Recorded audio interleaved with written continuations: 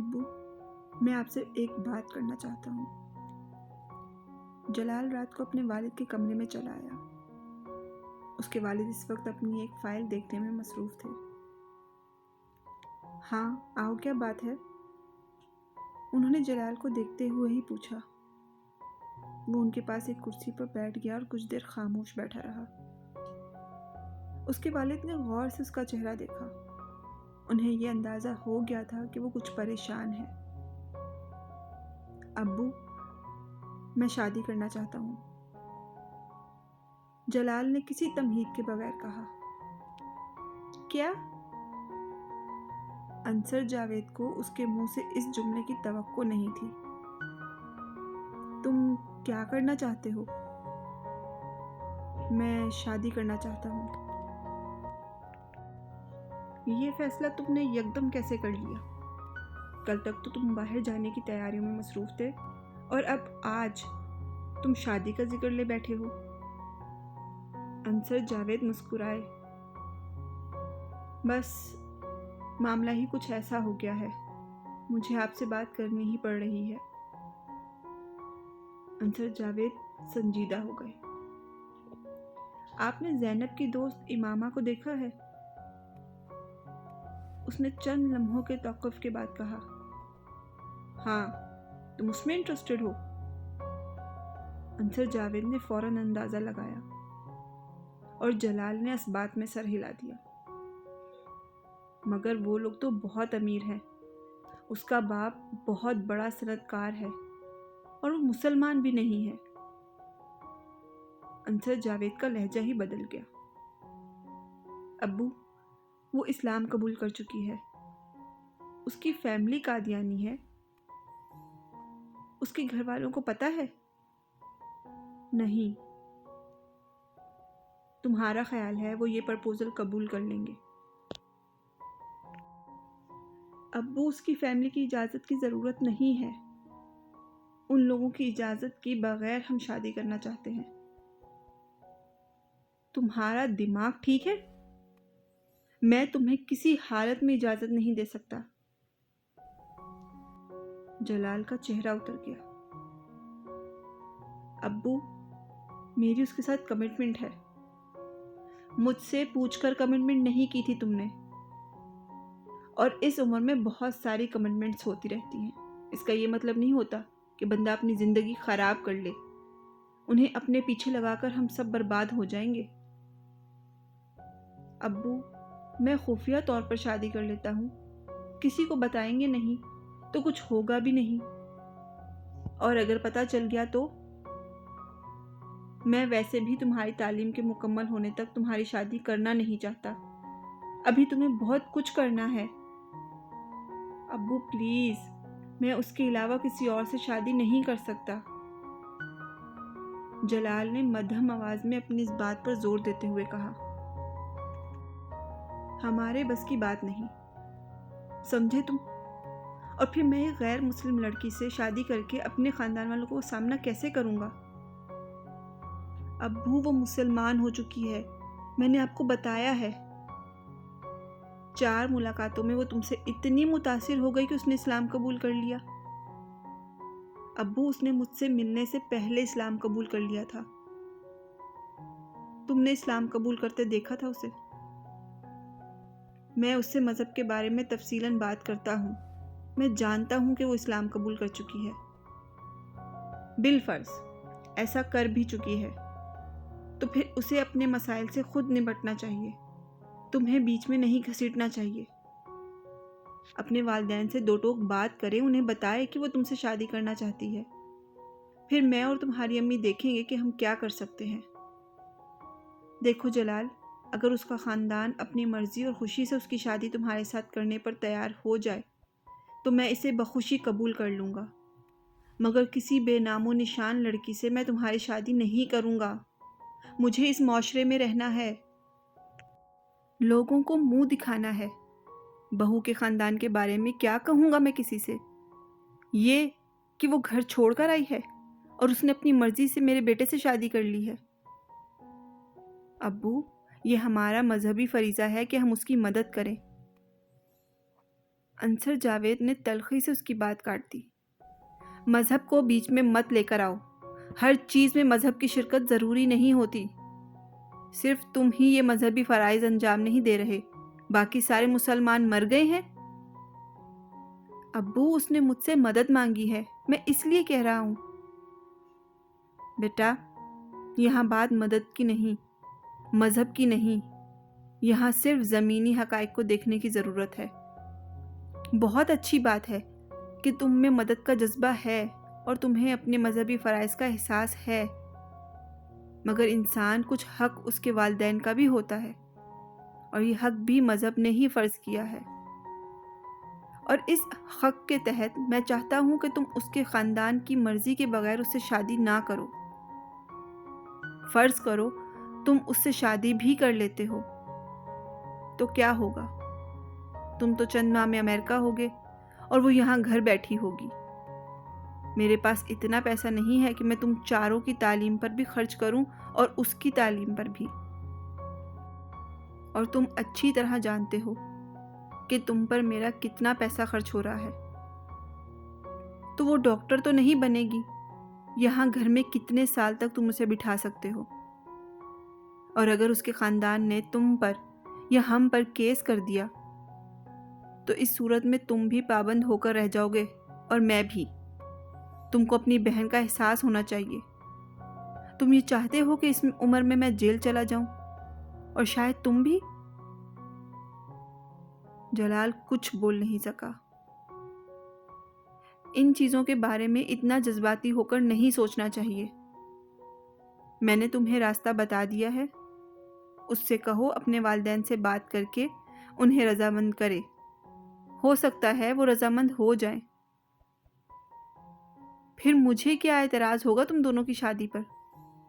لیکن اگر وہ یہ نہیں کرتی تو پھر اس سے کہو کہ وہ کسی اور سے شادی کر لے، اور تم ٹھنڈے دل سے سوچو، تمہیں خود پتا چل جائے گا کہ تمہارا فیصلہ کتنا نقصان دہ ہے۔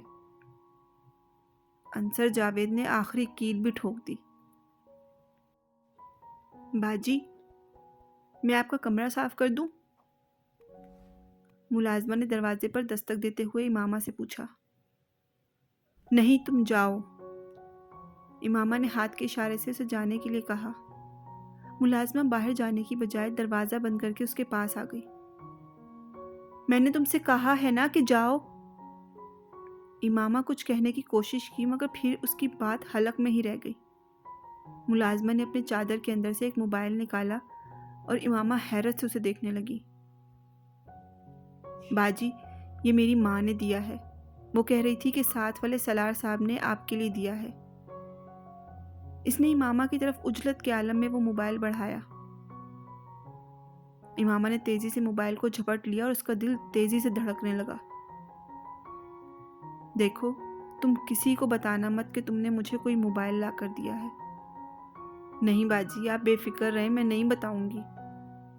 اگر آپ کو بھی کوئی چیز سالار صاحب کے لیے دینی ہو تو مجھے دے دیں۔ نہیں، مجھے کچھ نہیں دینا، تم جاؤ، اس نے اپنے حواس پر قابو پاتے ہوئے کہا۔ ملازمہ کے کمرے سے نکلتے ہی اس نے کمرے کو لاک کر لیا۔ کانپتے ہاتھوں اور دل کی بے قابو ہوتی ہوئی دھڑکنوں کے ساتھ اس نے دراز سے موبائل اور اس پر جلال کا نمبر ڈائل کرنا شروع کیا۔ وہ اسے تفصیل سے ساری بات بتانا چاہتی تھی۔ فون جلال کی امی نے اٹھایا۔ بیٹا، جلال تو باہر گیا ہوا ہے، وہ تو رات کو ہی آئے گا۔ تم زینب سے بات کر لو، اسے بلا دوں؟ نہیں آنٹی، مجھے کچھ جلدی ہے، میں زینب سے پھر بات کر لوں گی۔ بس میں نے ان سے چند کتابوں کا کہا تھا، مجھے انہی کے بارے میں پوچھنا تھا۔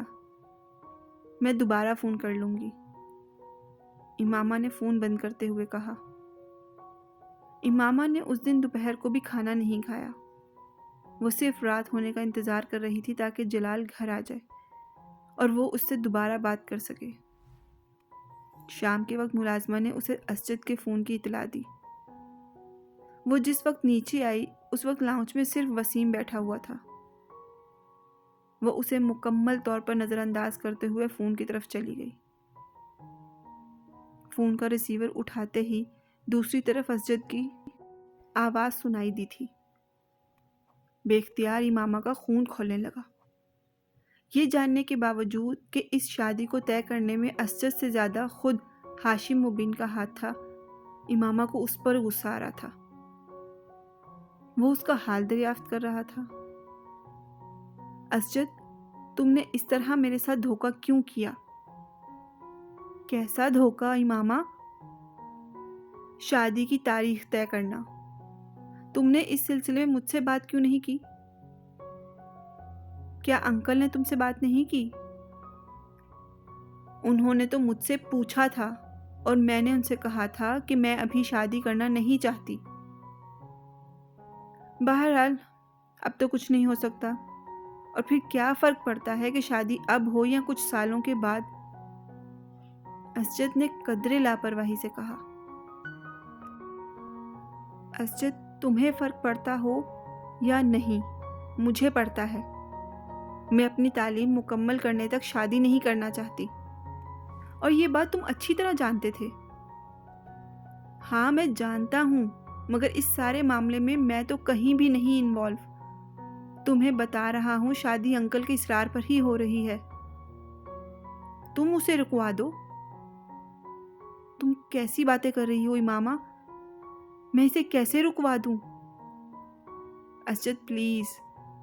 امامہ میں ایسا نہیں کر سکتا، تم میری پوزیشن سمجھو۔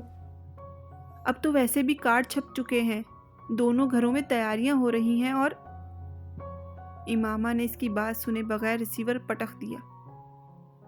وسیم نے اس پوری گفتگو میں کوئی مداخلت نہیں کی۔ وہ خاموشی سے اسجد کے ساتھ ہونے والی گفتگو سنتا رہا۔ جب امامہ نے فون بند کر دیا تو وسیم نے اس سے کہا، تم خام خواہ ایک فضول بات پر اتنا ہنگامہ کھڑا کر رہی ہو۔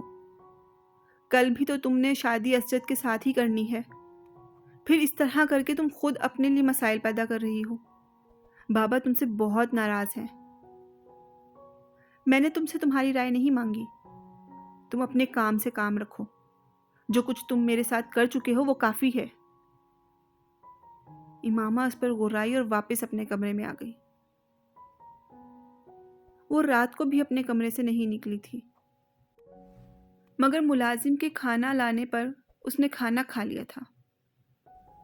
رات کو 11 بجے کے قریب اس نے جلال کو فون کیا۔ فون جلال نے ہی اٹھایا تھا۔ شاید وہ امامہ کے فون کی توقع کر رہا تھا۔ مختصر سی تمہید کے بعد وہ اصل موضوع کی طرف آ گیا۔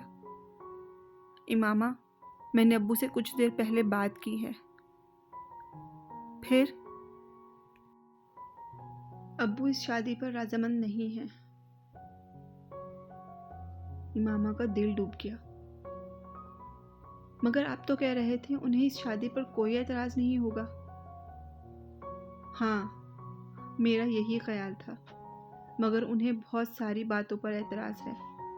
وہ سمجھتے ہیں تمہارے اور ہمارے گھر کے سٹیٹس میں بہت فرق ہے، اور وہ تمہارے خاندان کے بارے میں بھی جانتے ہیں، اور انہیں سب سے بڑا اعتراض اس بات پر ہے کہ تم اپنے گھر والوں کی مرضی کے بغیر مجھ سے شادی کرنا چاہتی ہو۔ انہیں یہ خوف ہے کہ اس صورت میں تمہارے گھر والے میرے گھر والوں کو تنگ کریں گے۔ وہ ساکت بیٹھی موبائل کان سے لگائے اس کی آواز سنتی رہی۔ آپ نے انہیں رضامند کرنے کی کوشش نہیں کی؟ میں نے بہت کوشش کی۔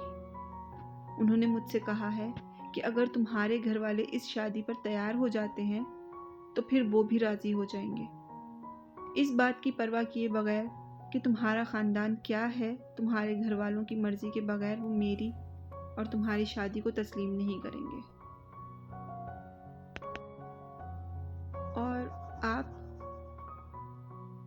کیا کہتے ہیں؟ امامہ، میری سمجھ میں کچھ نہیں آ رہا۔ جلال، میرے پیرنٹس کبھی آپ سے میری شادی پر تیار نہیں ہوں گے۔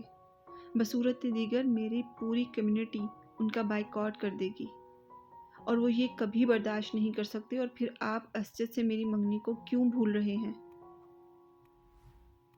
امامہ، تم پھر بھی اپنے والدین سے بات تو کرو، ہو سکتا ہے کوئی راستہ نکل آئے۔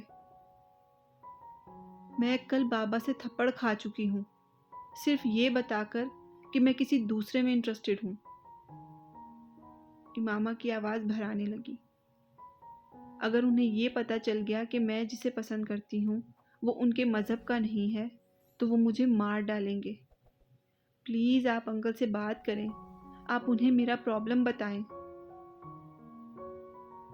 میں ابو سے کل دوبارہ بات کروں گا اور امی سے بھی، پھر میں تمہیں بتاؤں گا کہ وہ کیا کہتے ہیں۔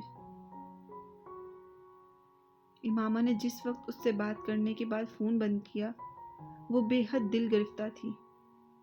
اس کے وہم و گمان میں بھی یہ نہیں تھا کہ جلال کے والدین کو اس کی شادی پر اعتراض ہوگا۔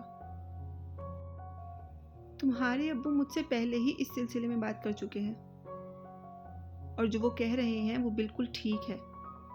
تم کو اس طرح کے خطروں میں کودنے کی کوئی ضرورت نہیں، جلال کی امی نے قطعی لہجے میں اس سے کہا۔ وہ امامہ کے کہنے پر ان سے بات کر رہا تھا۔ مگر امی، اس میں خطرے والی کیا بات ہے؟ کچھ بھی نہیں ہوگا، آپ خام خواہ خوف زدہ ہو رہی ہیں۔ تم حماقت کی حد تک بے وقوف ہو۔ اس کی امی نے اسے اس بات پر جھڑکا۔ امامہ کے خاندان اور اس کے والد کو تمہارے ابو بہت اچھی طرح جانتے ہیں۔ تم کیا سمجھتے ہو کہ وہ تمہارے ساتھ شادی ہونے کی صورت میں وہ تمہارا پیچھا چھوڑ دیں گے یا ہمیں کچھ نہیں کہیں گے؟ امی، ہم اس شادی کو خفیہ رکھیں گے، کسی کو بھی نہیں بتائیں گے۔ میں اسپیشلائزیشن کے لیے باہر جانے کے کچھ عرصے بعد اسے بھی وہاں بلوا لوں گا۔ سب کچھ خفیہ ہی رہے گا، کسی کو بھی پتہ نہیں چلے گا۔ ہم آخر امامہ کے لیے کیوں اتنا بڑا خطرہ مول لیں؟ اور تمہیں ویسے بھی یہ پتہ ہونا چاہیے کہ ہمارے ہاں ہم اپنی فیملی میں ہی شادی ہوتی ہے، ہمیں امامہ یا کسی اور کی ضرورت نہیں ہے۔ مجھے اگر یہ اندازہ ہوتا کہ تم اس طرح اس لڑکی میں دلچسپی لینا شروع کر دو گے تو میں اس سے پہلے ہی تمہاری کہیں نسبت طے کر دیتی۔ امی، میں امامہ کو پسند کرتا ہوں۔ اس سے کوئی فرق نہیں پڑتا کہ تم اسے پسند کرتے ہو یا نہیں۔ اہم بات یہ ہے کہ اس بارے میں اور تمہارے ابو کیا سوچتے ہیں، اور ہم دونوں کو نہ تو وہ پسند ہے اور نہ ہی اس کا خاندان۔ امی نے دو ٹوک انداز میں کہا۔ امی، وہ بہت اچھی لڑکی ہے، آپ اسے بہت اچھی طرح جانتی ہیں، وہ یہاں آتی رہی ہے اور تب تو آپ اس کی بہت تعریفیں کیا کرتی تھی۔ تعریف کرنے کا یہ مطلب تو نہیں ہے کہ میں اسے اپنی بہو بنا لوں۔ امی، کم از کم آپ تو ابو جیسی باتیں نہ کریں، تھوڑا سا ہمدردی سے سوچیں۔ جلال، تمہیں احساس ہونا چاہیے کہ تمہاری اس ضد اور فیصلے سے ہمارے پورے خاندان پر کس طرح کے اثرات مرتب ہوں گے۔ ہمارا بھی خواب ہے کہ ہم تمہاری شادی کسی اچھے اور اونچے خاندان میں کریں۔ تمہارے ابو اگر تمہیں اس شادی کی اجازت دے بھی دیں تو میں کبھی نہیں دوں گی، اور نہ ہی امامہ کو کوئی اپنی بہو کے طور پر قبول کروں گی۔ امی، آپ اس کی صورتحال کو سمجھیں، وہ کتنا بڑا قدم اٹھا رہی ہے، اس وقت اسے مدد کی ضرورت ہے۔ اگر وہ اتنا بڑا قدم اٹھا رہی ہے تو پھر اسے کم از کم دوسروں کے لیے کوئی پریشانی کھڑی نہیں کرنی چاہیے۔ میں اسے برا نہیں کہہ رہی، وہ بہت اچھا فیصلہ کر رہی ہے، مگر ہم لوگوں کو اپنی کچھ مجبوریاں ہیں۔ تم کچھ عقل سے کام لو، تمہیں اسپیشلائزیشن کے لیے باہر جانا ہے، اپنا ہاسپٹل بنانا ہے۔ اس کی امی نے قدرے نرم لہجے میں کہا۔ بیٹا، اچھے خاندان میں شادی ہو تو انسان کو آگے بڑھنے کے لیے بہت سے مواقع ملتے ہیں، اور تمہارے لیے تو پہلے ہی بہت سے خاندانوں کی طرف سے پیغام آ رہے ہیں۔ جب اسپیشلائزیشن کر لو گے تو کتنے اونچے خاندان میں تمہاری شادی ہو سکتی ہے، تمہیں اس کا اندازہ بھی نہیں ہے۔ خود سوچو، صرف امامہ سے شادی کر کے تمہیں کیا ملے گا؟ خاندان اس کا بائیکاٹ کر چکا ہوگا، معاشرے میں جو بدنامی ہوگی وہ الگ ہے، اور تم سے شادی ہو بھی جائے تو کل کو تمہارے بچے اور تمہارے اور امامہ کے بارے میں کیا سوچیں گے؟ یہ کوئی ایک دو دن کی بات نہیں ہے، ساری عمر کی بات ہے۔ امی اسے سنجیدہ لہجے میں سمجھا رہی تھی۔ جلال کسی اعتراض یا احتجاج کے بغیر خاموشی سے ان کی باتیں سن رہا تھا۔ اس کے چہرے سے کچھ اندازہ نہیں ہو رہا تھا کہ وہ قائل ہوا ہے یا نہیں۔ امامہ نے اگلی رات جلال کو پھر فون کیا۔ فون جلال نے ہی اٹھایا۔ امامہ، میں نے امی سے بھی بات کی ہے، وہ ابو سے بھی زیادہ ناراض ہوئی ہیں میری بات سن کر۔ امامہ کا تو دل ہی گویا ڈوب گیا ہو۔ وہ کہہ رہی ہیں کہ مجھے ایک فضول معاملے میں خود انوالو کرنے کی کوئی ضرورت نہیں ہے۔ جلال نے صاف گوئی کا مظاہرہ کیا۔ میں نے انہیں تمہارے پرابلم کے بارے میں بھی بتایا ہے، مگر ان کا کہنا ہے کہ یہ تمہارا پرابلم ہے، ہمارا نہیں۔ امامہ کو اس کے لفظوں سے شدید تکلیف ہوئی۔ میں نے انہیں بہت سمجھانے کی کوشش کی، مگر وہ رضامند نہیں ہیں اور نہ ہی ہوں گی۔ مجھے تمہاری مدد کی ضرورت ہے جلال۔ اس نے ڈوبتے دل کے ساتھ کسی موہوم سی امید پر کہا۔ میں جانتا ہوں امامہ، مگر میں کچھ نہیں کر سکتا۔ میرے والدین اس پروپوزل پر راضی نہیں ہیں۔ کیا تم ان کی مرضی کے بغیر مجھ سے شادی نہیں کر سکتے؟ نہیں، یہ میرے لیے ممکن نہیں ہے۔ مجھے ان سے اتنی محبت ہے کہ میں انہیں ناراض کر کے تم سے شادی نہیں کر سکتا۔ پلیز جلال، تمہارے علاوہ میرے پاس اور کوئی راستہ نہیں ہے۔ میں آپ کو نافرمانی کے لیے نہیں کہہ رہی ہوں، میں تو آپ سے اپنی زندگی کی بھیک مانگ رہی ہوں۔ اس کے اعصاب چیخ رہے تھے۔ اسے یاد نہیں تھا کہ اس نے زندگی میں کبھی کسی سے اتنی التجائیہ اور منت بھرے انداز میں بات کی ہو۔ آپ مجھ سے صرف نکاح کر لیں، اپنے والدین کو اس کے بارے میں نہ بتائیں۔ بے شک آپ بعد میں ان کی مرضی سے بھی شادی کر لیں، میں اعتراض نہیں کروں گی۔ تم اب بچوں جیسی باتیں کر رہی ہو۔ خود سوچو، اگر ایسے کسی کے نکاح کے بارے میں ابھی میرے والدین کو پتہ چل جاتا ہے تو وہ کیا کریں گے؟ وہ تو مجھے گھر سے نکال دیں گے، اور پھر تم اور میں کیا کریں گے؟ ہم محنت کر لیں گے، کچھ نہ کچھ کر لیں گے۔ تمہارے اس کچھ نہ کچھ میں باہر پڑھنے جا سکوں گا؟ نہیں ماما، میرے اتنے خواب اور خواہشات ہیں کہ میں انہیں تمہارے لیے یا کسی کے لیے بھی نہیں چھوڑ سکتا۔ مجھے تم سے محبت ہے، اس میں کوئی شک نہیں، مگر میں اس جذباتیت کا مظاہرہ نہیں کر سکتا جس کا مظاہرہ تم کر رہی ہو۔ تم دوبارہ مجھے فون مت کرنا، کیونکہ میں اب اس سارے معاملے کو یہیں ختم کر دینا چاہتا ہوں۔ مجھے تم سے ہمدردی ہے، مگر تم اپنے اس مسئلے کا خود حل نکالو۔ میں تمہاری مدد نہیں کر سکتا۔ خدا حافظ۔ جلال نے فون بند کر دیا۔ رات 10:50 پر اسے اپنے ارد گرد کی پوری دنیا دھوئیں میں تحلیل ہوتی ہوئی نظر آ رہی تھی۔ کسی چیز کی مٹھی میں ہونے اور پھر دور دور تک نہ ہونے کا فرق کوئی امامہ سے بہتر نہیں بتا سکتا تھا۔ معاف ذہن اور شل ہوتے ہوئے اعصاب کے ساتھ وہ بہت دیر تک کسی بت کی طرح اپنی بیڈ پر ٹانگیں لٹکائے بیٹھی رہی۔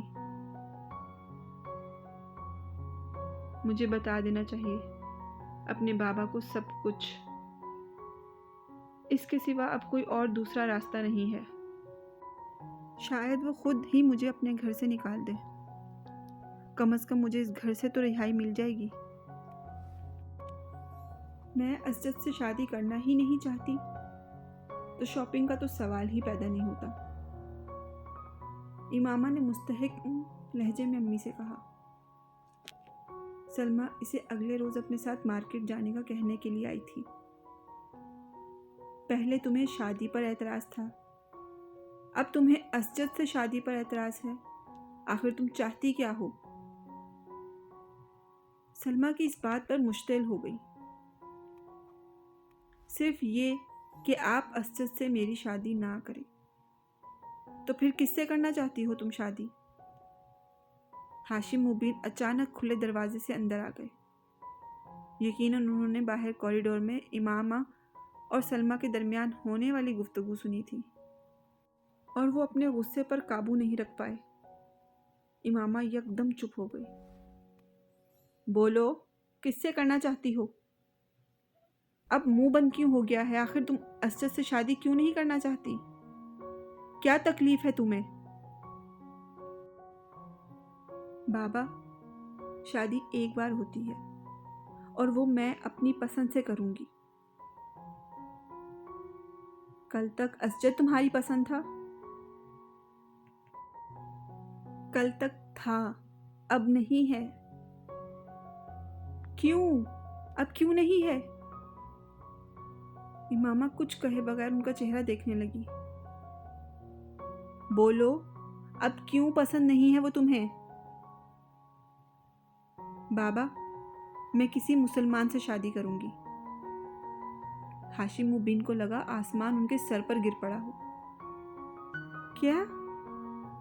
کیا کہا تم نے؟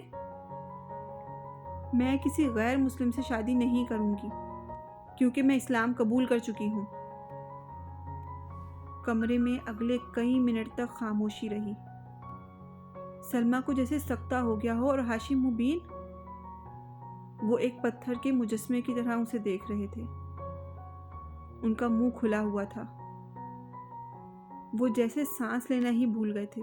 ان کے وہم و گمان میں بھی نہیں تھا کہ کبھی انہیں زندگی میں اپنی اولاد اور وہ بھی اپنی سب سے لاڈلی بیٹی کے سامنے اس طرح کی صورتحال کا سامنا کرنا پڑے گا۔